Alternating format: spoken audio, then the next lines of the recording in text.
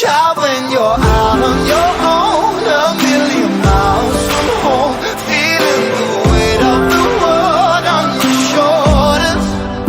Child, don't forget. Nós vamos entrar numa plataforma aqui que a gente já conhece, que é da W3, só para a gente adiantar alguns estudos, né? Estou vendo aqui que 3 de vocês entregaram as atividades, 3 ainda não entregou e tem uma galera bem atrasada aí. Pessoal, tem que fazer, tá vendo? Vocês não estão, a maioria não entregou, que já aumentou aqui um pouco, mas vamos entregar essas atividades. Enquanto isso, para quem já fez, é claro que eu vou voltar. A gente vai trabalhar com back-end e programação orientada a objetos em PHP. Para isso, vocês vão dar uma passada aqui, ó, e tentando fazer já de uma vez, tá? Aqui no site da W3 Schools. Quem está sem computador, pode baixar o aplicativo da W3, que no aplicativo é possível, você tendo com a internet Wi-Fi aí, realizar os testes dos códigos. Eu acho que é bem interessante também. É só digitar W3 Schools, lá onde você baixa seus aplicativos. Tá? Eu já passei aqui uma vez, mas só para a gente seguir o acompanhamento de tudo aquilo que a gente já viu em PHP até agora, é exatamente o caminho que a gente está seguindo aqui. E aí a gente vai chegar na parte do banco de dados. Tá? Então, nós temos aqui a introdução, PHP, sintaxe, os comentários, variáveis, tem a parte de instalação, isso a gente não vai preocupar, trabalhando com strings, com números, matemática, tem tudo aqui, tá? Os loops, trabalhando com funções, que a gente começou a ver teoricamente como que funciona essas funções para poder criar uma classe do objeto.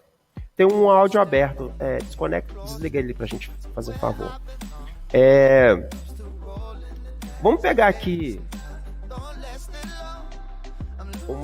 por exemplo, matemática.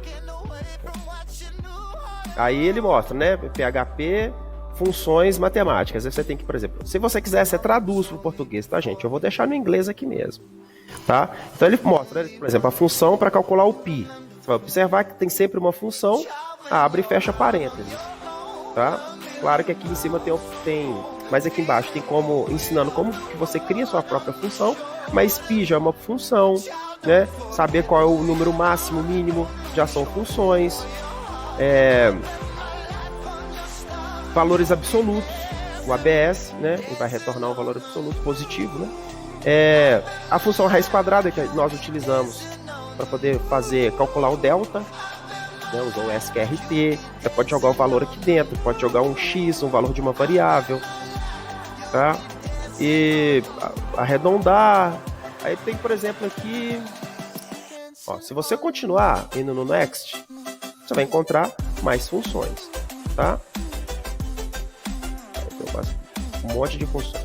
Beleza. Se você vier aqui em, por exemplo, variáveis, ele vai mostrar como que a gente trabalha as variáveis, como você já conhece, né?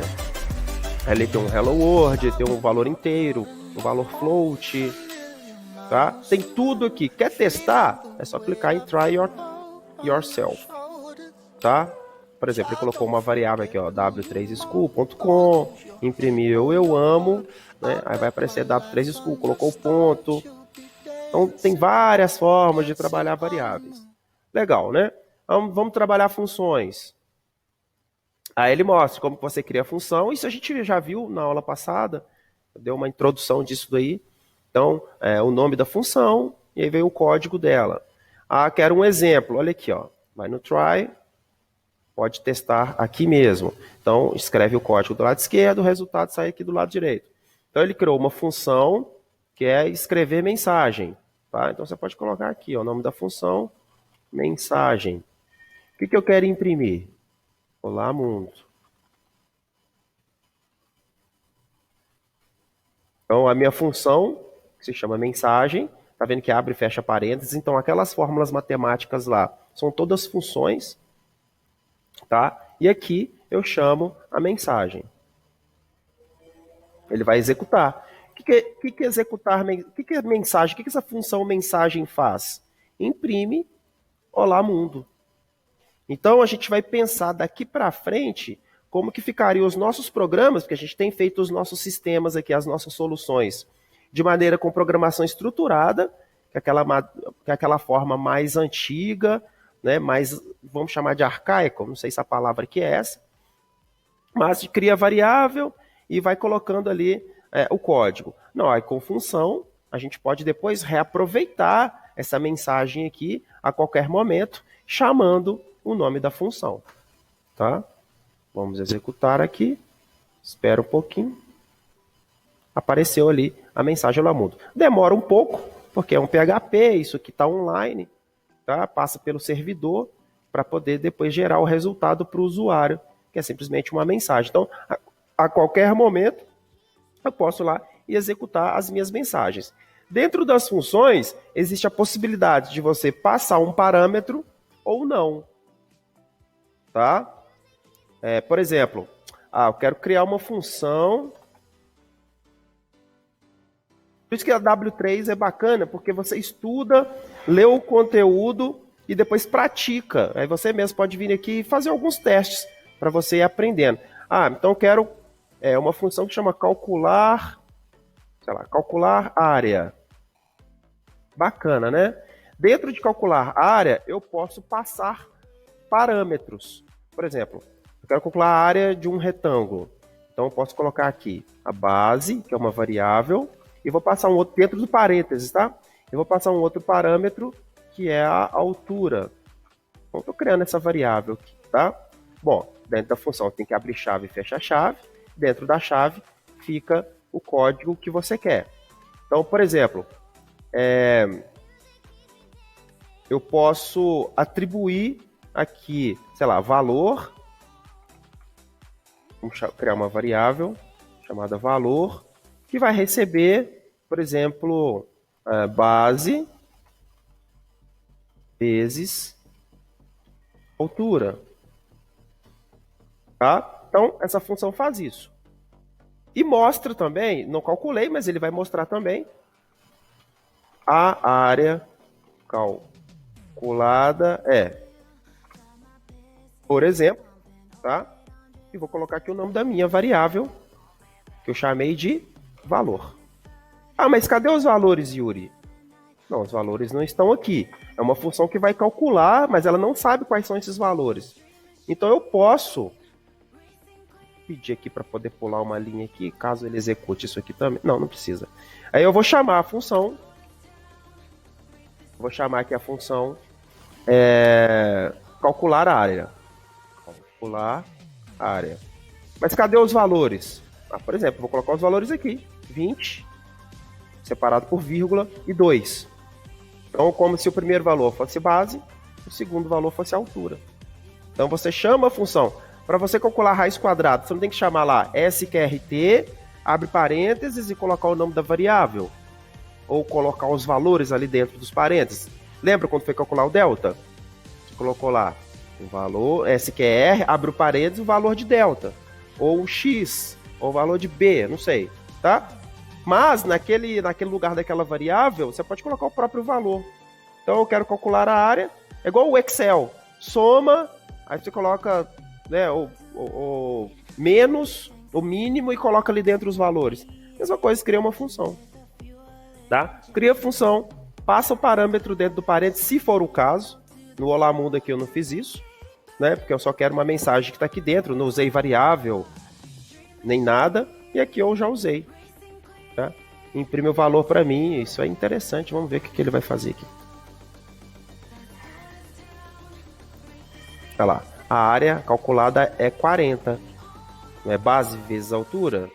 20 vezes 2, 40. Tá? Isso, pessoal, não assusta, tá? Não chora. É porque a gente estava vendo a programação estruturada, que é uma ideia diferente de criar função. Essas funções, vocês vão considerar aqui que são os métodos da classe de um objeto. Então, todo método vai ser criado a partir do comando function. E aqueles atributos a gente já sabe. O que a gente vai tratar aqui para se transformar numa programação orientada a objeto são os atributos terem visibilidade, tá? Então aquele atributo, aquela variável ali, ela vai poder ser, a partir do momento que eu crio uma classe, a gente viu isso, tá? Por exemplo, vamos aproveitar aqui, né? Tirar um tempinho, eu posso criar uma classe de um objeto, por exemplo, uma classe chamada pessoa, e essa classe vai ter o quê? Atributos. Então, ao invés de criar uma variável simples assim, nós vamos colocar a visibilidade daquele atributo. Por exemplo, public, e aí vamos chamar aqui de nome. Toda pessoa tem nome. Public, idade. Toda pessoa tem uma idade. Ah, bacana. E eu vou criar também a função, que vai ser um método, tá? Então, aí a minha função ela pode ser pública também. Public, function. Então pode ser público, privado ou protegido. Lembra disso? Então eu crio a minha função pública, tá? E vou dar um nome para essa função. Igual tá feito aqui, por exemplo. A função calcular. Se bem que para pessoa, né, não seria calcular área, mas, sei lá, falar, por exemplo, o nome da função, bacana, e aí você coloca o código dessa função aqui, que pode ser, por exemplo, uma mensagem, né, a pessoa falou. Beleza. Então, criei uma classe chamada pessoa, com atributos e com métodos. Então a gente está vendo aqui só função. Então, aí, em algum momento, eu vou chamar essa função aqui. Em qualquer parte do meu programa, porque está público. Em qualquer parte do meu sistema, eu posso usar, posso utilizar o nome e a idade de pessoa, porque está público, tá? Aí o privado é só a própria classe e protegido a classe que herda, né, características, a classe que herdou também vai poder utilizar esses atributos e esses métodos. Então, o interessante de você trabalhando aqui, acompanhando, é que, bom, lá tinha uma mensagem na função, eu criei uma outra para poder fazer um teste, tá? E assim vai. À medida que a gente vai avançando aqui no nosso PHP, ó, array, eu não falei sobre array, quer dizer, já falei, são os vetores, tá? Lá você cria uma variável, e aí essa variável vai ter aqui, ó, as informações para não ter que criar carro 1, carro 2, carro 3, carro 4, igual tá aqui embaixo. Cria só um, isso você já sabe como que funciona. Teve até um exercício na primeira aula, onde vocês colocaram os meses, vocês lembram disso? Tá?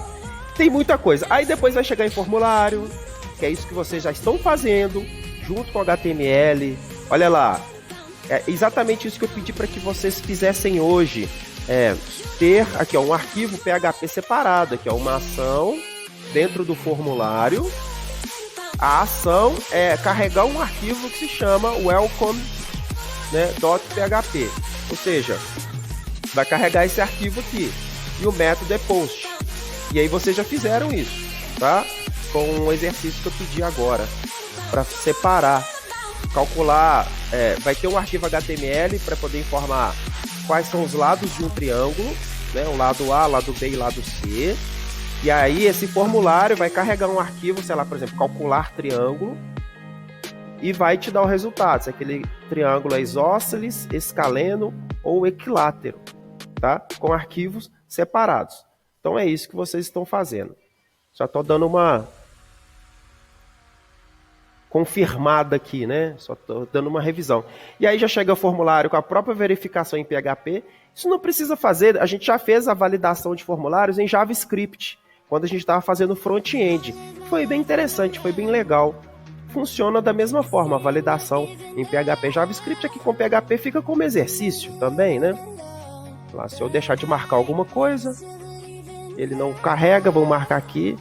Lá, é obrigatório, né? Colocou um asterisco de ser obrigatório. Provavelmente vai aparecer alguma coisa aqui, só que está demorando para carregar, tá? E aí a validação. Bom, onde que eu quero chegar? Aqui vai chegar PHP, tem o PHP avançado, tem muita coisa para vocês passarem aqui. Tem o PHP orientado a objeto, que nós vamos trabalhar nele aqui, e o MySQL, tá? Porque nós já instalamos aqui tudo, tem aqui o champ instalado, vamos voltar nele. Nele aqui, ó, clicando com o botão direito, eu só iniciei o Apache, e aí o MySQL tá aqui. Para vocês relembrarem, nós já fizemos a aula, vocês já fizeram o banco de dados, mas aqui tem como você conectar o banco de dados, criar um banco de dados, criar a tabela, inserir dados na tabela, os códigos estão todos aqui, tá certo? Então, para conectar, por exemplo, então a gente tem que passar por todo esse processo, né, até chegar aqui, ó. Então, para conectar o banco de dados, vamos direto ao código. Claro, é importante vocês lerem tudo isso aqui, tá? Pode traduzir para o português, fica legal se você quiser, tiver com um pouco aí de dificuldade, né? Vamos colocar aqui o português. Vai te ajudar em alguma coisa, você colocando em português. Aqui, ó. Mas no final das contas, depois de ler tudo, né, o exemplo orientado a objeto, ele criou as variáveis, depois ele criou uma conexão, ele criou uma variável chamada com de conexão, tá? Então, como é orientado a objeto, ele tem que criar um objeto da classe. Então, ele criou new MySQLi, porque existe já essa classe pronta, MySQLi.